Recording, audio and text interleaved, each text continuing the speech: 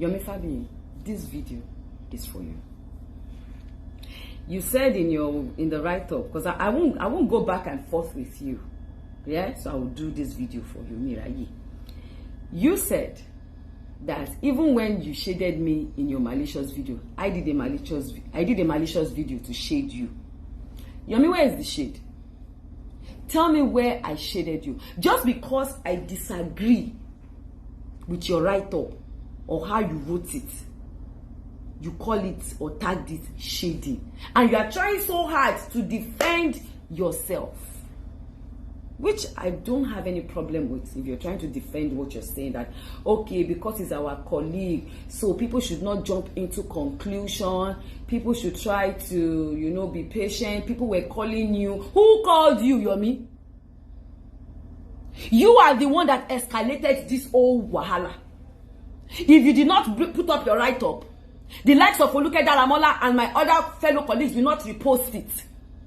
You put up a write-up without doing your proper investigation, without calling Princess, without going to the police station itself to find out exactly what the problem is. You, Yomi, you are the reason why I came out to speak. And I made it very clear that I was in a disagreement with the fact that you were comparing Baba Suwe's case with Baba Jesha's case, because it's two different things. You even sent me a write-up that Emma Dekakpo Bebela Kisa. Ki wọ́n fi nǹkan bọ ọmọ yẹn lójú kó release the video. Káwọn èèyàn lè ní evidence. Jọ́jọ́ lọ́lẹ̀ tó bá jẹ́ pé wọ́n ló bí ọmọ yẹn. Ṣé wàá ní kó fi bu ọmọ yẹn lójú kó release the video? Ṣé òbí tó bí ọmọ, princess tó tọ́ ọmọ, gbogbo family ọmọ, ṣé wọ́n ọ̀dọ́ ọmọ wọn mọ̀ ni? Ọmọ yẹn fúnra ẹ̀ ọmọ 14 years old. When she sits down to watch that video, how do you think that girl will feel? Or do you think molestation or rape is a child's play? Because I see some idiot on your page writing that maybe because I have been raped 5 times, that is why the thing was peppering my body. Some people are asking for evidence. Evidence to be posted online. If you are waiting for evidence, why don't you wait until when this matter goes to court? If you did not do that write-up, I would not have done that video, because I was patiently waiting, just like you claim that you are waiting. So why did you jump to the conclusion to quickly try to paint a scenario and give people a different impression that it may be, it may not be not? Why didn't you wait, Yomi?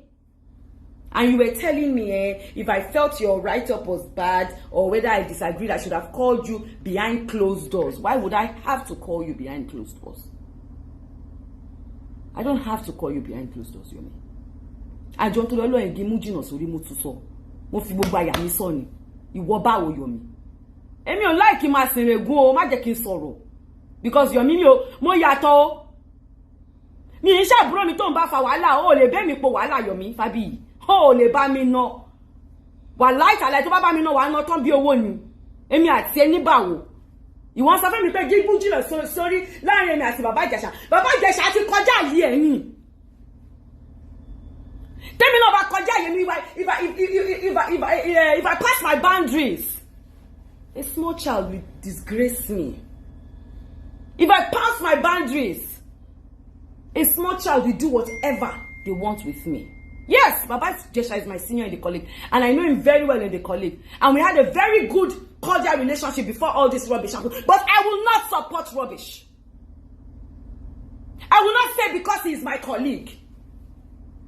If my father was alive and he did this, I will not support him. If my mother was alive and she did this, I will not support her. If my children that I bore with my womb, if they do this, I will not support them. Ẹ má jẹ́ ká máa pọ́n bẹ̀bẹ̀ lákìsà. Ó ti gbọ́ Yomi. Èmi kọ́ ló ń tú òṣèdì sí o. Ìwọ sọ pé àwọn àṣẹ witchcraft spirit àbí social media àbí kí ló pè náà. Ọjọ́ wo lè ní àti ẹtì ever ní encounter? When have I ever, me and you, ever had any situation? Even when you had situation with my baby girl, Tony Abraham, I was very matured about everything. I tried my best to even settle both of you. So but me, I will not see something that is wrong and say because I know the person, let me cover it up, or let me try and make it seem to people like they say this thing is black, but let us wait, it might not really be black, you know, maybe it's gray. You understand? No, I don't do that. I will not do that, not for that child. Baba Ijesha is a disgrace to the whole Yoruba industry. He's a disgrace to ANTP, to tamper the whole industry. His mess is our mess. Because he has dragged us in the mud. And I will not cover him up. And I stand to say it again, Yomi. That your write-up was a flop. If you want to wait for evidence, you go back to Panti police station. Find out exactly what happened. Call Princess. Find out exactly what happened. Are you understanding me? Don't come on social media because you always like to jump into everything. Activist. Abikilo pere no. You jump on everything without doing your investigation. Call a bani oh, Yomi oh, very good. Jẹ́ kí gbogbo wa jẹ́ kí orí wa máa pé sórí fídíò tí mò ń ṣe yìí, mò ń caution ara mi. Mò ń dúró de reply. Sórí next one báyìí, máa ju bump tó bad ilẹ̀. Ó dà kó ti ya wèrè. Orí ẹ̀ ti dàrú. Èmi ló ń bá sọ̀rọ̀, orí ẹ̀ ti burú Yomi. They say they are on Baba Ijesha. True, Tony. You know twist case, but they say they are on Baba Ijesha. Mo ń dúró kí Yomi Fabiyi join this live video. Torí wọ́n ti bẹ̀ mí kí n dákẹ́ fún ẹ, but mo ti wo live video ẹ, ó dà kó ti mad. Orí ẹ̀ ti dàrú Yomi. Àdá kó join live video yìí kí n sọ ọ̀rọ̀ sí ẹ because ó dà kó orí ẹ̀ ti yí. Èmi ló fẹ́ fi ta yín ní industry. Ìwọ ló ní àwọn kan jù mí lọ. Àbí ìwọ Yomi kọ́? Àbí ìwọ Yomi kọ́? Ìwọ ọmọ ọṣẹ́ Baba Suwe. Jọ Baba Suwe tẹ̀ dáràn lọ́wọ́ ẹ̀, kí ló ṣẹlẹ̀ Yomi náà? Ṣé torí pò dé wá help Baba Suwe tó kí Baba Suwe ní problem àdẹ̀ ní gbádùn. Ó tẹ̀ jẹ́ kẹ́ni yẹn kó gbàgbé nǹkan tó ṣẹlẹ̀, kó move on. Ká tó wí pẹ́lẹ́ wá sí ní Baba Suwe scandal. Ká tó ní pẹ́lẹ́ Baba Suwe kí ló ṣẹlẹ̀ òde fi Baba Suwe lẹ̀. Jẹ́ kí bàbá oní bàbá sinmi. Ìyábọ̀ mo ní Ìyábọ̀ Yomi Fabiyi. Jẹ́ kí bàbá oní bàbá sinmi. Fi Yomi wọn ni kọ́kọ́ ló máa kọ́ ṣoore. Ṣó ti gbọ́? Àmọ́ iye oore táwa ti ṣe tó jẹ́ pé mo máa sọ fún ẹni bá ṣe nǹkan fún ẹ má dárúkọ mi. Oore mélòó ló ṣe, kí ló ṣẹlẹ̀? Lórí wá oore Baba Suwe yìí náà. Ó dẹ̀ ní jẹ́ ká rí mú mi. Yomi orí ẹ̀ ti dàrú ni. Orí ẹ̀ ti yí. Ìwọ ní pé ká má sáré jump into conclusion. Ìwọ ló jump into conclusion pẹ̀lú right up ẹ̀. Because tó bá jump into conclusion Yomi, ó ní máa compare situation Baba Suwe pẹ̀lú Baba Ijesha tó tún wá sọ pé kó release video. Ìwọ kọ́kọ́ ló ń báyé Baba Ijesha jẹ́. Bẹ́ẹ̀ ni mo sì ní kó jíṣẹ́ fún Baba Ijesha nínú ẹ̀wọ̀n tó wà pé Yomi Fabiyi ló ń bá yí ẹ̀ jẹ́ àdèmà wo Ọlọ́run ṣe fẹ́ bá ohun tó ṣe ó tó kọ́ bá yí ẹ̀ jẹ́. Ṣùgbọ́n ṣe wá ní Yomi ó help ẹ̀ ní ó rò pé òun ṣoore. Ṣé mo gbà táwọn àti gbọ́ nǹkan tó ṣe? Ìwọ ń tiẹ̀ ó sáré bọ́ síbẹ̀ ó kọ right up. Ó ní kíní kan wá mislead àwọn colleagues ẹ. Ó ń jẹ́ káwọn Folúkẹ́ Dáramọ́lá àwọn lẹ́gẹ́lẹ́gẹ́ àǹkó. Ó ń jẹ́ kó máa jump into conclusion tó sì pẹ̀lú òyìnbó òfò tó kọ skyler sílẹ̀. Ó ṣe proper investigation ẹ̀. Tó bá ṣe proper investigation ẹ̀ ni irú gbogbo princess tó jáde lánàá sí tó ń sunkún ọmọlọ́mọ ó yẹ kó máa dúpẹ́ lọ́wọ́ princess ni. Because tó bá jẹ́ lómi ni bí fídíò yẹn ṣe jáde a ti sáré gbé sí afẹ́fẹ́ a ti sáré sọ pé ẹjọ́ ẹ jẹ́ kó rí o but ẹni ẹlẹ́ni ìyá ni kò bímọ tẹ̀ bọ́ ti ìyá tún ni kò ṣe gbogbo ẹni tó bá bímọ nìkan nìyá. Kẹ́nìbọ̀dì má pè mí kọjọ ẹjọ́ kẹ́nìbọ̀dì má pè fóònù mi lọ́wọ́ yẹn jẹ́ kí n máa sọ̀rọ̀ ẹ jẹ́ kí n máa bọ́ bí mo ṣe fẹ́ máa bọ́ ẹjọ́ mo fi Ọlọ́run bẹ̀ everybody ẹ má pè mí ẹ fi mí sílẹ̀ jẹ́ kí n bọ́ tí bá bọ́tọ̀ ẹ lè má pè mí ó ti tọ́náwọ́ wèrè ó dẹ̀ máa gbà wèrè lọ́rọ̀ ni. So ìwọ sì princess tó jáde síta tó bẹ̀rẹ̀ sí ní sunkún ṣebí tó ní nǹkan tó ní lórí péjì Folúkẹ́ Dáramọ́lá tó ní lórí tó gbọ́ ọkọ̀ tí lẹ́gẹ́lẹ́gẹ́ sọ àti gẹ́ẹ̀kan bíi pé à ń kó tó ní gbogbo nǹkan tó pọ̀ sí ló ń jẹ́ kọ́mọ lọ́mọ wà ní depression láti àná èèyàn kọ̀ déédéé dìde jọ kí ni Baba Ijesha ní tí mo ṣe fẹ́ fi wà against Baba Ijesha mọ̀rọ́fà fídíò tí mo kọ́ ṣe mi rò pé mo wà against ẹ̀ mo kàn sọ pé ẹ̀yin colleagues o ẹ ní sùúrù o ẹ má jẹ́ ká jump into conclusion o ìwọ wá dé ó dé o ní pé mo maliciously render fún cyberbullying lórí ẹ̀ṣẹ̀ máa gbá cyberbullying ní Yomi you will just begin to understand what they mean by cyber because mo máa bully ẹ bí wèrè ó dà kúrí ẹ ti dàrú ìwọ sọ fẹ́ mi pé ìwọ nǹkan tí ìwọ ní kí ló ní Yomi èmi ò máa ń sìrègùn wàláhì bó bá láṣọ tó mi ò lè lákìsà tó mi kò possible ṣó tọ́ka sí mo sọ tó bá ní aṣọ tó mi ò lè ní àkìsà tó mi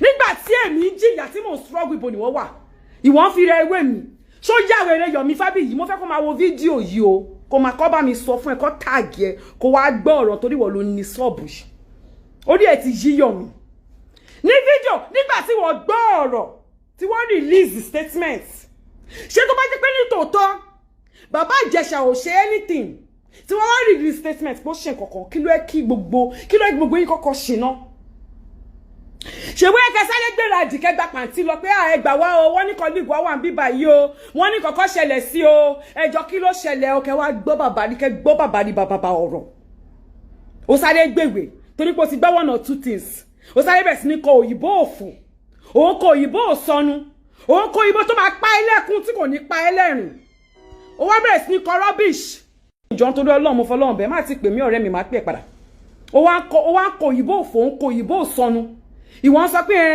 pẹ́pẹ́ sí o ẹ̀ka ní sùúrù náà tó bá jẹ́ mọ́ tiẹ̀ ní bàbá Ìjẹ̀ṣà ńlá ní èkánná ló ń sọ̀kì torí èmi wo fídíò tó ń sọ̀kì èkánná ọmọ olórí burúkú ìwọ Yomi tó bá jẹ́ pé ọmọ tiẹ̀ ni ó ń sọ̀kì èkánná ẹ̀ tó ń lá owó ẹ̀ tó ń lá owó ọmọ ọlọ́mọ tó ń lá ara ẹ̀ tó ń fíngùlẹ̀ tó ń ṣe gbogbo ẹ̀ tó bá jẹ́ pé ọmọ tiẹ̀ ni bàbá Sùwé ṣe ni mo sọ́ọ̀rì bàbá Sùwé jàre má bínú bàbá mi tó bá jẹ́ wọ ni ọmọ tiẹ̀ ni bàbá Ìjẹ̀ṣà ṣerú ẹ̀ fún ìwọ kí ni orí burúkú yìí wàá ló fẹ́ dúró di evidence ó yẹ kó kíra bàbà fún princess torí èèyàn ni ìwọ gángan ló dá rúdúrúdú lẹ̀ Yomi pẹ̀lú ìdí òṣì tó bá ń gbé sẹ́yìn tó bá ní ìwọ activist olórí ibu activist sọnù èmi ò ṣe tó yẹ máa kú àbí tó yẹ Ibrahim mi já wèrè gan Yomi ò dẹ̀ mọ̀ mo tọ́jú wèrè mi sáṣọ nítorí àbíamọ ni mí màá gbàgbé pé àbíamọ mi ni mí màá fèsì ẹ Yomi because orí ẹ ti yí ó dàpọ̀ mẹ́ tó ń bá pò èmi ló fẹ́ máa bá pò àbó lórí burúkú ni ẹ Yomi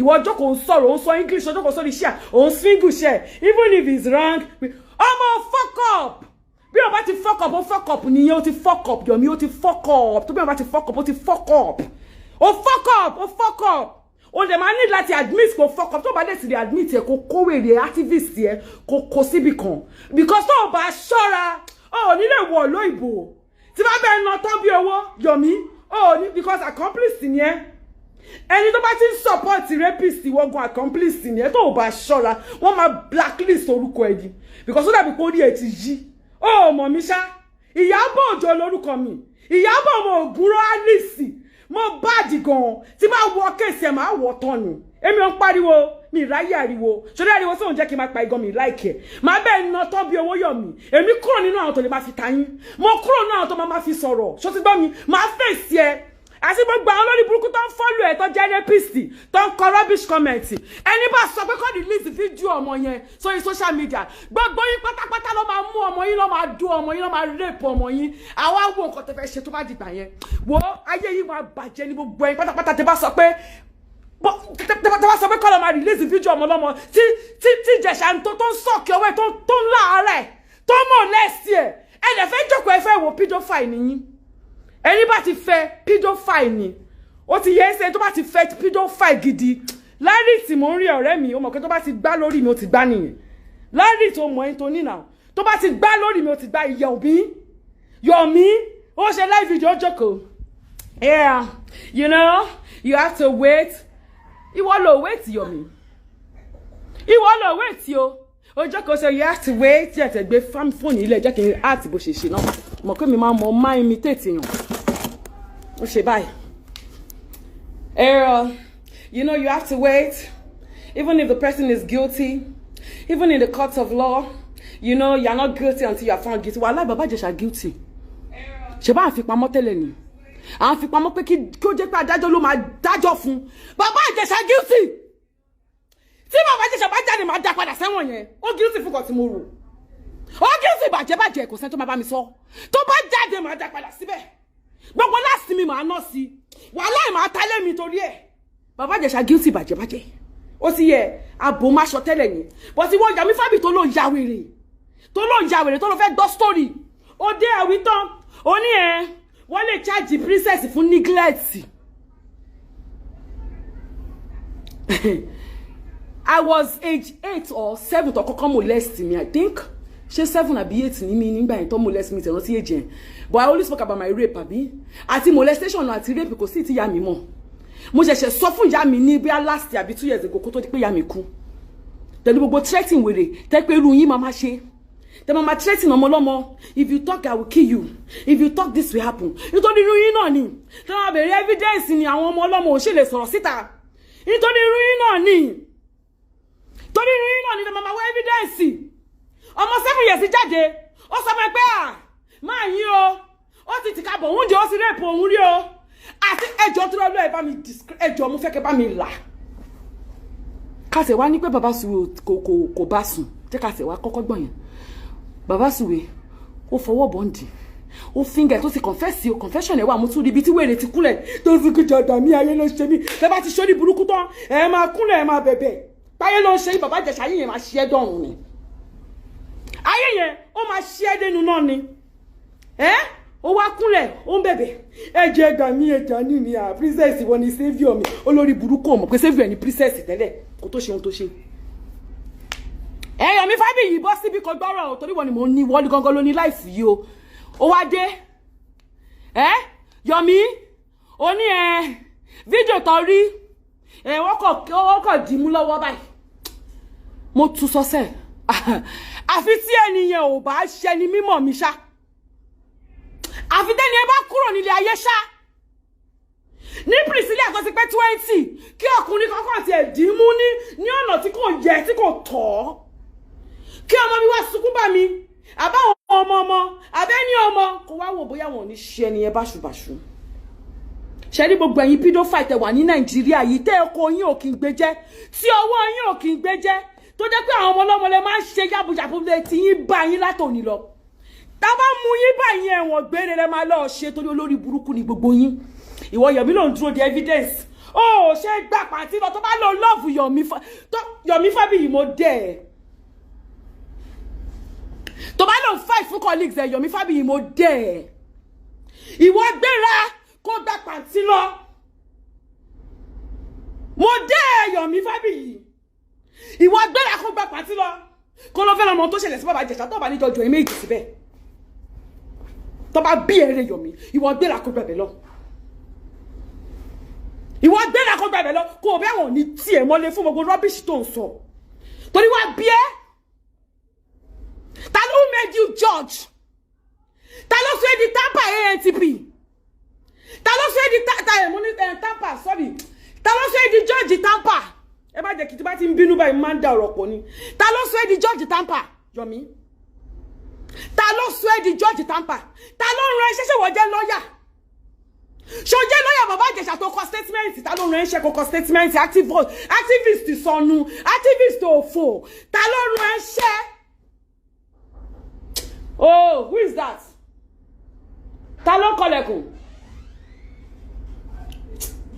Who is that? Kí ló gbé wá? Kí ló gbé wá? Okay. Ẹ jọ̀ọ́ bá ń gbé fruit mi wá torí lẹ́yìn fídíò mo ní láti semper mind mi kí kúlù temper torí olórí burúkú. Yomi Fabiyi mi ni ẹ o. Mo mi ni ẹ bàjẹ́. Mo ráyè tí ẹ. Activist sọnù ni ẹ. Wo ọ̀rẹ́ ni bá ṣe èmi tó fẹ́ bá ṣe yìí o àṣetọ́ ló ṣe. Ṣọba wà nítorí pé ọmọdé wà involved. Jọba ò ní adult tó gbé cocaine. Ó gbé o kò gbé o adult punishment ni. Choice ẹ ni. Bó choose láti gbé cocaine bọ́ọ̀mù dédé. Báwo ló ṣe tọ́mọ́ odidi ọkùnrin àgbàlagbà 47 àbí 48 àbí kí ló pé èjì bàbá wèrè yẹn. Tó mọ ọmọlọ́mọ láàrin 4 minutes nínú fídíò tẹ́mi wò. Tó ṣe báyìí tí yẹn ti dànù. Tó ṣe báyìí. Tó lẹ́yìn. Ṣó ẹ jẹ́ kí yẹn àti fídíò bàbá Ìjẹ̀ṣà fún yín sí store release ẹ̀kẹ́ máa wò ó. Tó ṣe báyìí. Ó tún fọ́ ọkọ̀ ọmọ yẹn báyìí. Yẹn tún tẹ́wẹ̀ dẹ́. Ó wá ní kọ́ ọmọ yẹn bọ́ bàtà fún un. Olórí burúkú lè bẹ̀rẹ̀ bọ́ bàtẹ̀. Ó wá mọ́ wọn ọmọlọ́mọ wá sọ̀k má jẹ́ kí wọ́n ní àwọn tó fẹ́ máa sọ ọmọ kẹ́mi ò ṣe lesbian má sọ̀kì ọwọ́ mi jẹ́ kí boyfriend mi wá sọ̀kì ọwọ́ mi. Ló bá mú ọwọ́ ọmọlọ́mọ ló ń sọ̀kì ẹ̀.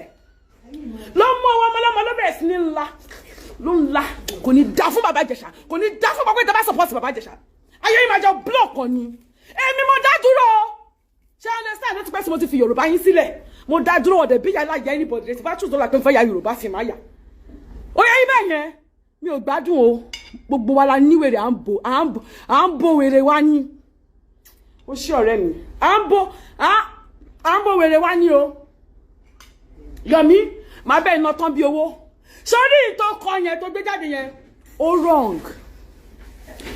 wrong bàjẹ́ tó o bá jẹ́ accept kó wrong wàhálà ti ẹ̀yìn